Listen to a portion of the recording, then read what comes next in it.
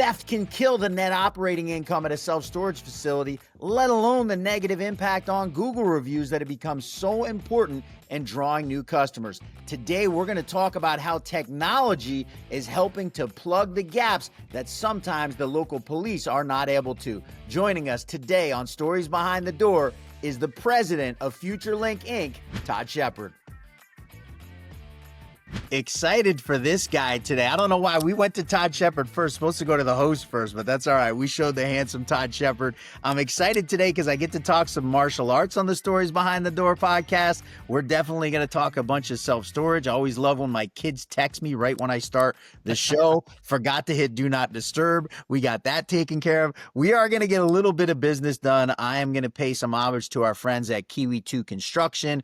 Very grateful for them for sponsoring the Stories Behind the Door podcast. They've been a great partner for us and very proud to have them on board. I'm going to come back to this gentleman, Todd Shepard, FutureLink Inc. Very excited. We've been working on this now for like a month and a half to get you on the show. Kind of had a few different times where it didn't work out. I'm going to start as I always start with this special industry that we work in of self-storage. And it's such a niche. It's such a unique thing. How did you get involved in self-storage? Oh, yeah. Great question. This one's a little odd. So my dad was renting a unit in Thornton, Colorado, and their camera went out. I think they had 2 or 3 cameras back in those days. That's about it, black and white and all this crazy antiquated stuff. And my dad says, "Well, I know a guy," right? So we went over, repaired it, and then the owner decided to try us on another property. They have 15 properties, and then one thing led to another. He calls me into the conference room and says, "How would you like to just take care of all of our properties and all of our new construction?" And then how I met S3 is a totally different story, but a little related.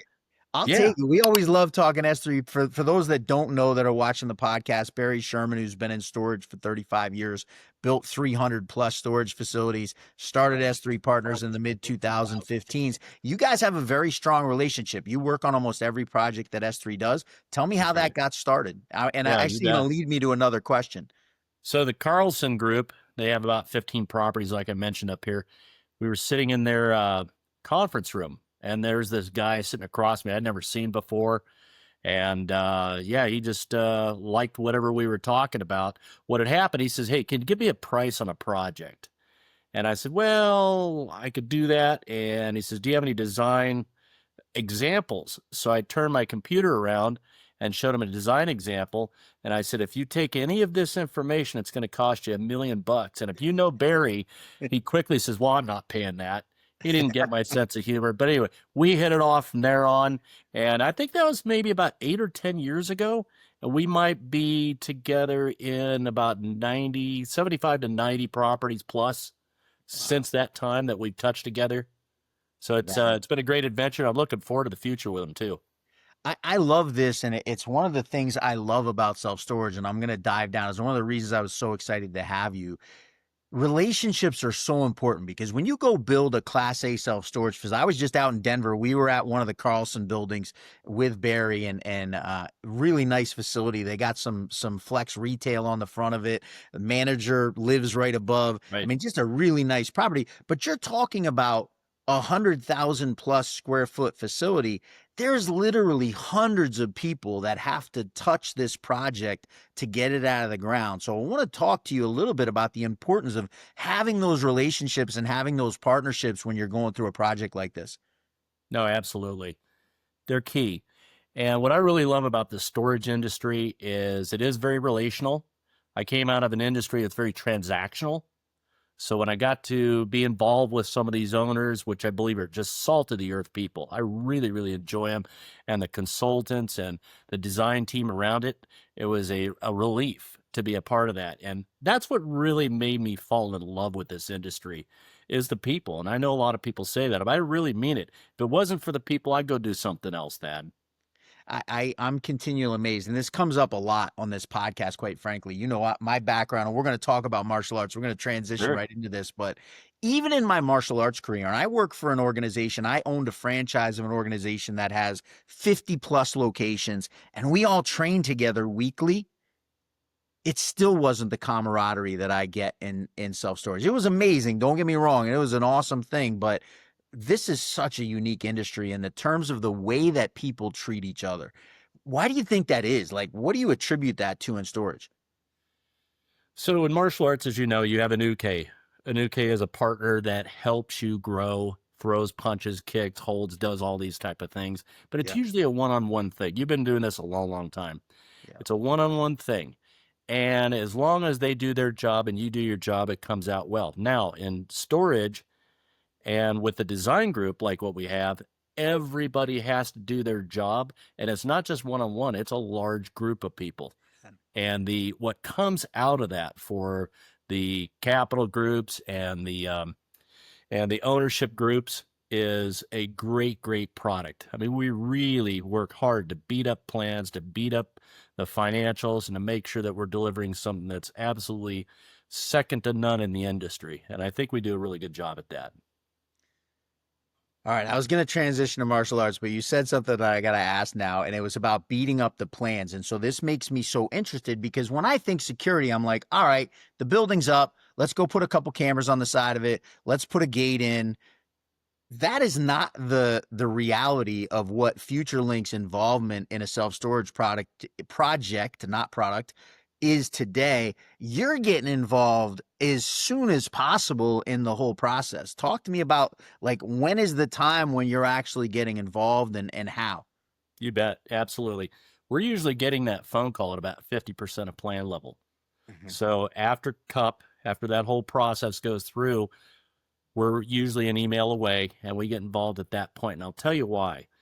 So out of all of the disciplines that go into building a great project, we're probably the newest. When it comes to storage technology and security would be the newest, which means we're the last to be thought of, right? So bear with me for a second. So what happens when contractors are bidding, subcontractors are bidding, they're bidding on a full set of plans or a layer anyway that's been through MEP or civils or A's or whatever it is. It's been scrubbed, it's been looked at, QA, QC. By the time they get that set, they're bidding on a set of plans.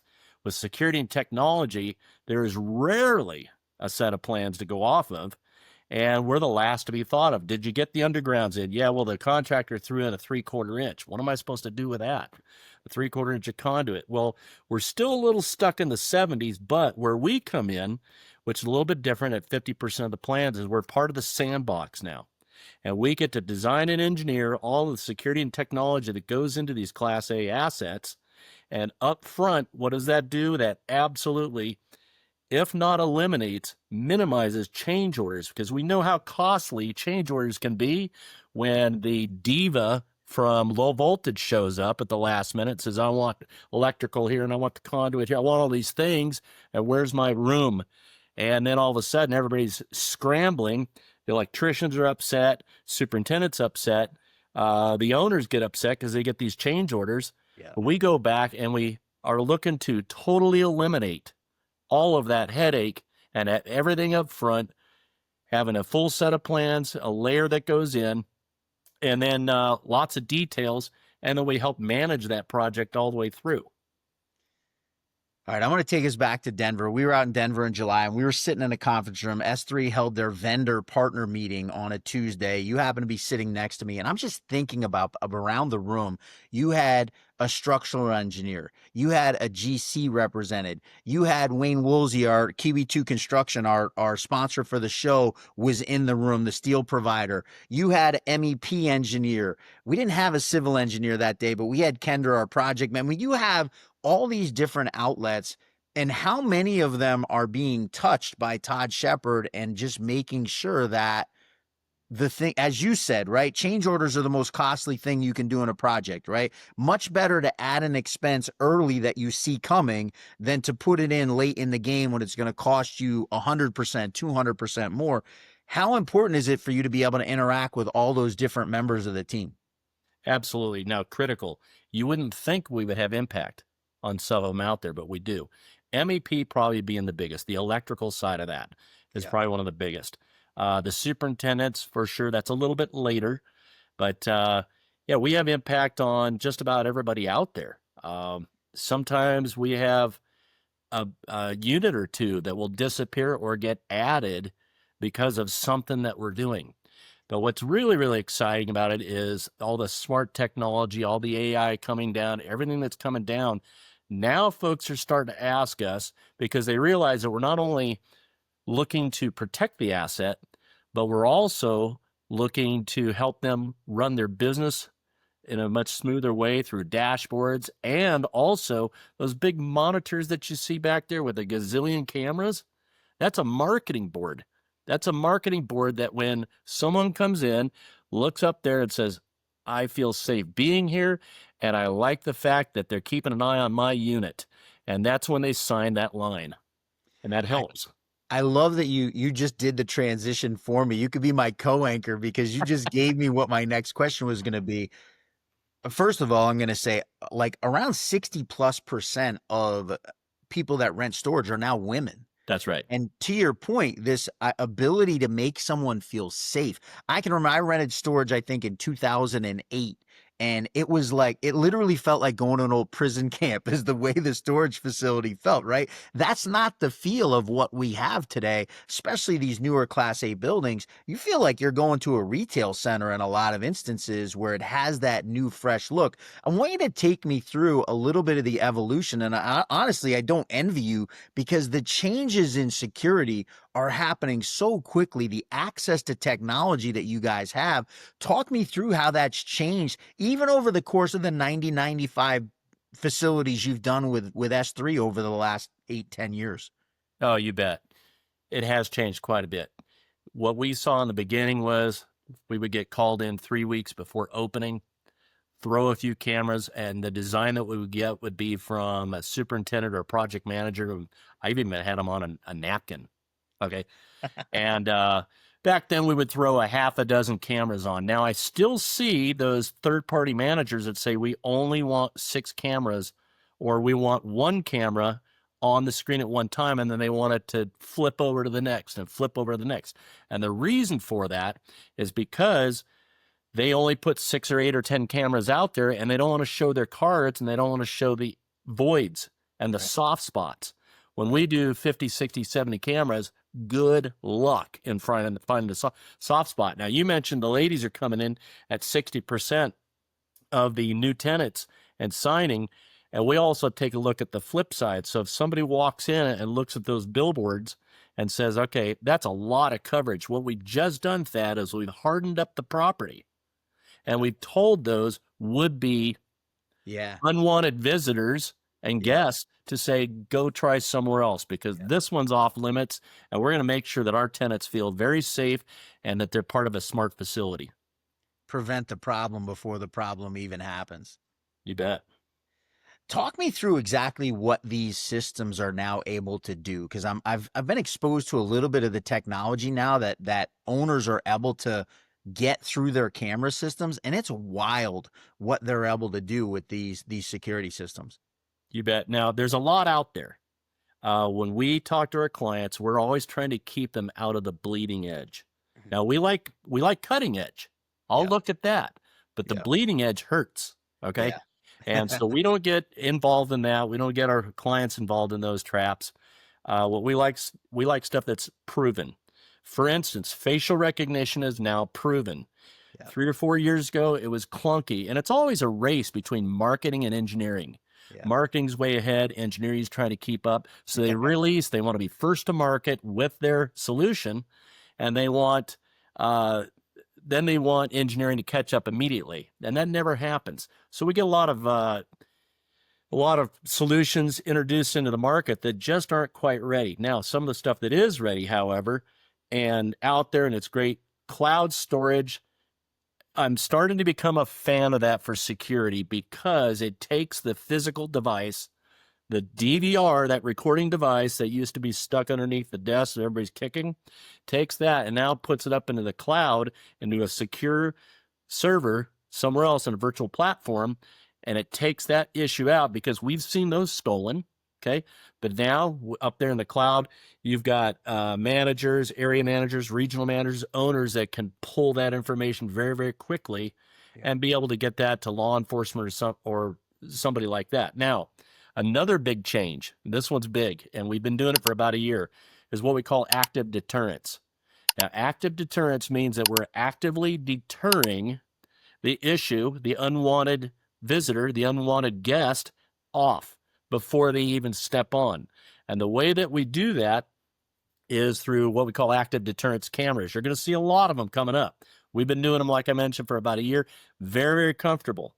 So, and we now are starting to see fewer and fewer properties allowing 24-hour access. Got it. So we're seeing this, 10, they're closed from 10 p.m. to 6 a.m. And then with these active deterrence cameras, through a digital line in the sand, once stepped over in that time, can shoot off these blue and red lights and start chirping and have a message in there. And if they want to monitor it, they can do a talk down and say, hey, you with that sharp, nice beard right there and that muscular set of shoulders, we've got you on camera and you need to go because law enforcement's on the way. The reason this happened, and this is long-winded, but let me share why. It's great The information. reason that we're doing this is because it is a fact. Law enforcement just isn't responding like they used to. Now, there's a host of reasons for that. Yeah. Okay. Host of reasons. What that's told owners and managers is you're kind of on your own. So unless you have an active crime being happening right now, or I don't like using this term, maybe a podcast, you can scrub it, but body count, law enforcement loves to show up to that stuff. They're extremely busy, undermanned, okay, 100%. and under-resourced. So we have to actively deter on our own now. So that's what owners need to start realizing is they need to do some things to be proactive and actively deter those issues before they even happen. I love that you brought this up. And again, you're making my transition to the next question very easy. And the next question I was going to ask is, look, this stuff is not inexpensive. It's not super expensive, but you as the president of FutureLink and the owner of the company have to go in and explain to an owner where the value is. Where's the ROI on spending this money on security? And so tell me a little bit about how does this ultimately end up helping an owner spend less money by investing on this technology on the front end? You bet. So there's a few ways. One is when I'm meeting with an ownership group, I'm giving what I call a dog and pony show, which is about a 15 to 20 minute commercial through Zoom. And it's a full slide presentation, so forth. The first thing that we do, and I do this before that meeting, is I pull up a crime report in that area. That's a tool that we use. So that way we're not just throwing a bunch of stuff up on the wall, hoping it sticks. So we get that crime report. Then I'm interviewing and trying to figure out what their other properties look like. And also, I want to see what the appetite looks like from the owner. Are they a small, medium, or large? And really what we're trying to do is educate. The last thing I'm trying to do is oversell. That's not who we are. Who we are is we're here to solve their problem first. Okay, if I can help them solve their problem, our problems are solved. Okay, but that's the way we look at it. So we go into that, and the ROI comes in the way of preventative maintenance and repairs. So instead of having a property just hammered at the gate level, at the doors and locks and all these type of things, which absolutely messes up an ROI and it usually has to come out of operational costs, which we know is paper thin. Okay, the best time to get this budget in and in place is at construction level, because as we know, those construction loans are a little bit better than the operational budgets that we have to work with later.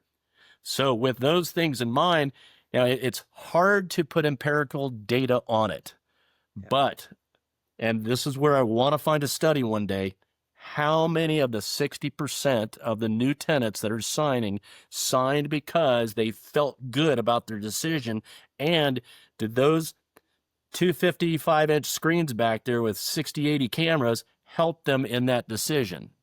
Okay. Plus, it's just peace of mind. Peace of mind, and get yourself off the list, and they can move on. These bad guys can move on to somebody else's property. It's interesting because it's something we've heard more of in the industry. And listen, not every area is exactly the same, but in some areas where theft is becoming a massive problem for the NOI of some stores in different areas. Because if you have a string of thefts on your property and they get reported, it's gonna hurt your, and listen, we're dealing, and we'll talk about this. I'm gonna go into this with you because you're one of the people that's gonna feel it. But we're having a hard enough time in the storage industry right now getting new tenants in the door without having to add problems to our facility being able to attract new customers. No, absolutely. I do have a comment on that. So you're talking about their online social media reputation. Yep. We have seen properties just get slaughtered on social media when they don't take care of business. Yep. And what Yeah. they do is they get a little bit lazy, they get a little bit cheap, whatever it is. And we get called on. They say the first thing you need to do is put out a publication that says, we're answering your questions. And by doing what we're doing is we're making some massive upgrades right now To our security. You know, Yeah. and really tenants just want to know, they want to know that the ownership cares. Okay, they really do. And when they toss them aside and don't do anything about it, yeah, that tends to make them want to put that little notice in and head out somewhere else to the nicer, fresher, better secured property. And what we want to do is just say, hey, it happened. How do we deal with it? Get on social media, send out a notice, whatever. We got some massive upgrades coming in. Don't ask them to stay. They will stay when they see that happen because you're solving the problem. Yeah. Yeah. People want to know that you're actually working towards a solution. Right. I love that. Last question I want to ask you about storage is look, it's impossible to hide. We're seeing a downturn in the number of new developments. How is FutureLink, able to stay busy and stay working at a time when, you believe the reports right now, almost 60% less new developments happening in 2025 than happened in 2023, 2024. How do you keep the business flowing in a time where things are getting a little tighter in the development market? You bet. So the word's getting out. We handle business very, very differently. And where we have competitors in the industry that do things sort of like what we do, but there's a difference in philosophy. And I know a lot of people say this, but it really is true for us because I'm too old and too cranky to do anything else. It has to be great for the client. Okay. I'm not looking to pry a client's wallet apart and try to get as much as I can out there. Some of our competitors are. This is what happened in the industry and why I really dove into this. And it's kind of a personal mission. Okay. Because we're doing okay. I didn't need to do this necessarily. I needed to do it somewhere, but not in this industry. But what happened was there are a pile of folks in our industry from other verticals that saw an opportunity. Yeah. And they said, you know what? These folks really aren't that tech savvy. I can get in and just kill it. And they don't question anything. These guys' profit margins are just unruly and through the roof. And that is not the right way to do it. The other one I don't like a lot of is the gouging on annual operating licenses for access control and surveillance. I don't like it. I think what's fair is fair, but we don't need to quadruple this. Yeah. Because what's happened, why would they do this? The industry would do it because the RMR, recurring monthly revenue, adds to their X value. So instead of selling at 2X, they're going to get 5X out of it if they can get a third of the revenue to be part of the RMR. That's the selfish side to it. Yeah. We take a different approach, and that is if I can help you build your business and you are successful, I don't have to worry about my bank account. It fills up on its own.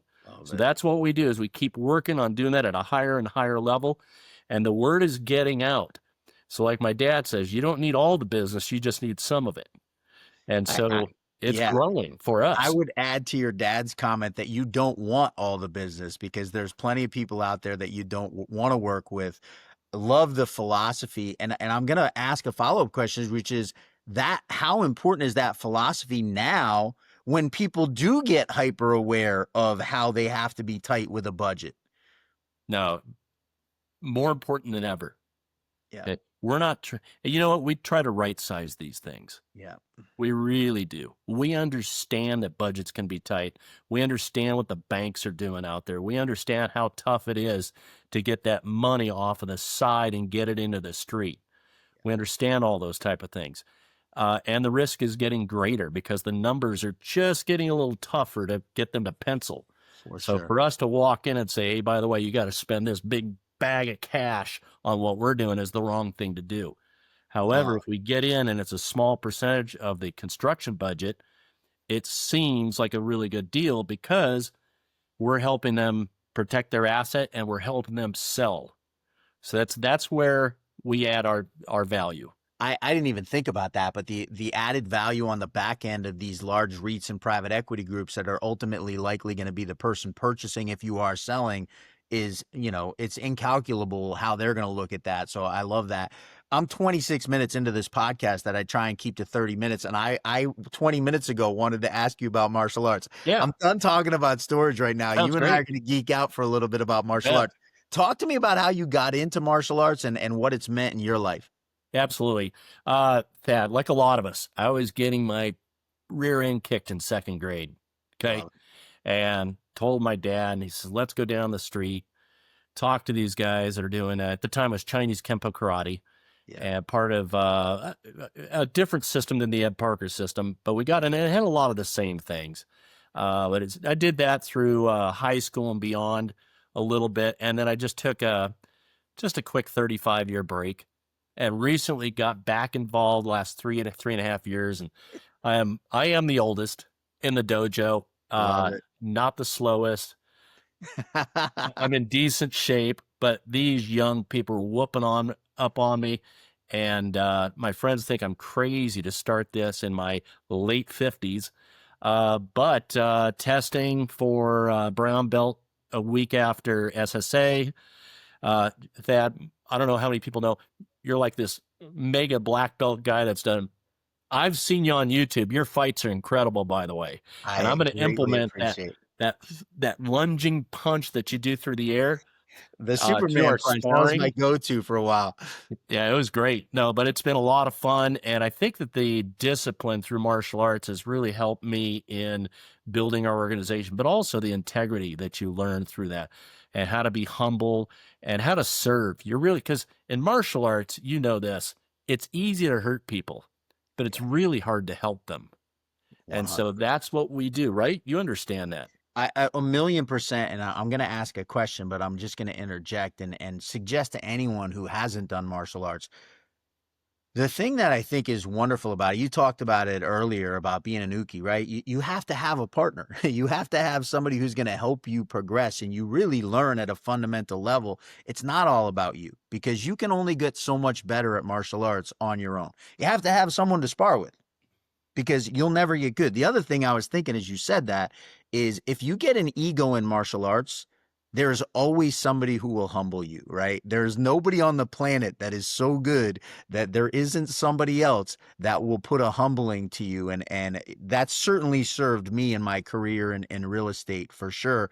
You talked about it, right? It's helped you immensely in running your business.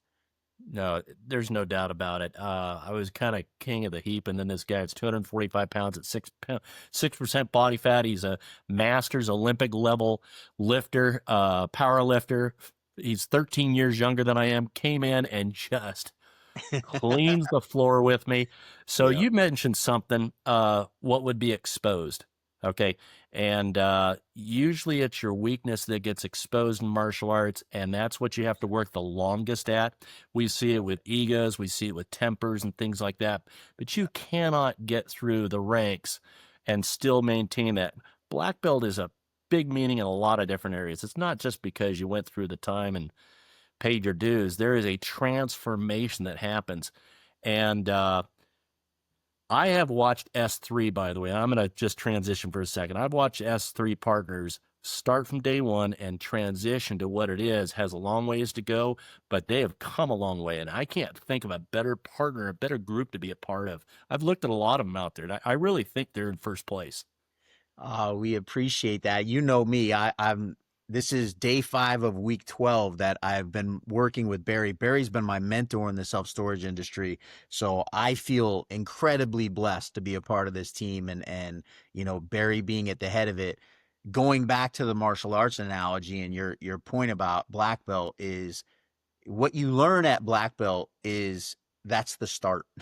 That's Yes. the beginning of the journey. You've gotten rid of the beginning, you've built the foundation, but you're just starting. And I think that's helped me so much. And I know you saying it too, in being able to be successful in business because You learn how to peel all the junk away and find the weaknesses and go work on them. Find the things that you need to get stronger on and go work on them. Certainly see that in you and the work you're doing with Future Link for us, Todd. And I really want to thank you so much for finding some time to come on and spend some time with me. Been an absolute pleasure to talk to you. I agree. Thank you. No, this was great. Love the experience. We've seen the links to Future Link. If you guys are interested in get a hold of Todd, his email is on the screen now, live on LinkedIn. We'll have that all on the YouTube version as well.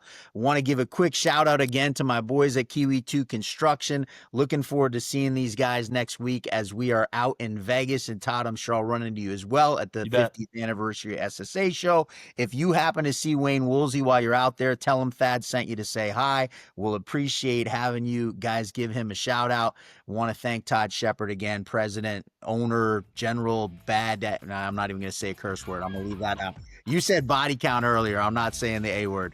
Todd Shepard, man, what a pleasure. Really glad to have gotten to know you, and thanks so much for joining us on the Stories Behind the Door podcast. That's it for this week's episode. We'll see you guys next week.